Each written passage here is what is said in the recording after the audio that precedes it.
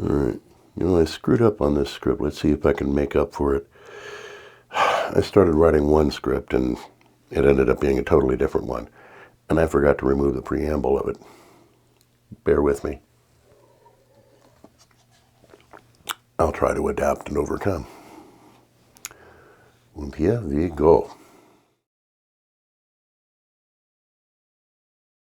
Greetings and felicitations again, my fellow perceptive purple people. I wanted to take a few moments to talk with you about turning America into Russia. Let's say that you wanted to turn the United States into something more akin to communist Russia. How would you do it? Well, before you can try invading all your friends and neighbors, you're going to have to be able to quell the inevitable backlash from a free people.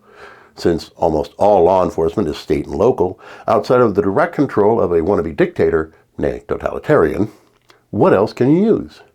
The FBI, DEA? Well, not so much. Besides, they're busy dealing with actual crimes, not what you're looking for to cause fear and suspicion amongst the people. What do? Simple. You make all kinds of bullshit claims about immigrants, ranging from they're eating the dogs to over-exaggerated claims of criminal activities. You keep repeating these lies to gain a modicum of support, and then you unleash ICE. But wait, that's nowhere near enough professional ICE agents. To get that many thugs out onto the country to be your brown shirts, you're going to need money. Lots of money. Billions and billions of dollars. The kind of money that only an act of Congress can achieve. Like, let's say, putting $170 billion into it for some big bullshit bill that simply has to pass because it has to. Why? Well, because illegal aliens are eating the dogs and stuff, that's why. Didn't we already say that before? Well, obviously Trump managed to pull off that part well enough, didn't he? It hasn't quite worked like he hoped, or quickly enough for him before the rug gets pulled out from under him, but well enough for now.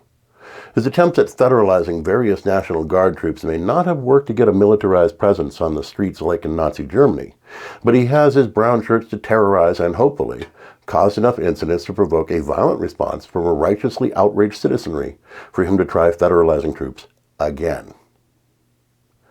That was year one. Now what? Why, it's time to test the international waters a bit more seriously, since blowing up random fishing boats in the Caribbean hasn't gotten the blistering reaction that it rightfully should have. It's time to push even further. Say, like, violently attacking a sovereign nation and kidnapping its leader for ransom. You heard me, ransom. Check our video on that one. Still only a muted reaction? It's time to start preparing for the big game. This one's going to take trillions of dollars. And now we have the grab for those trillions, friends. He's starting out at a little slow at only $1.5 trillion for the year.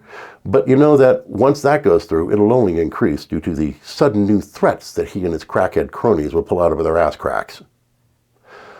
So great. Funding assured. You're going to need raw materials for making war materiel.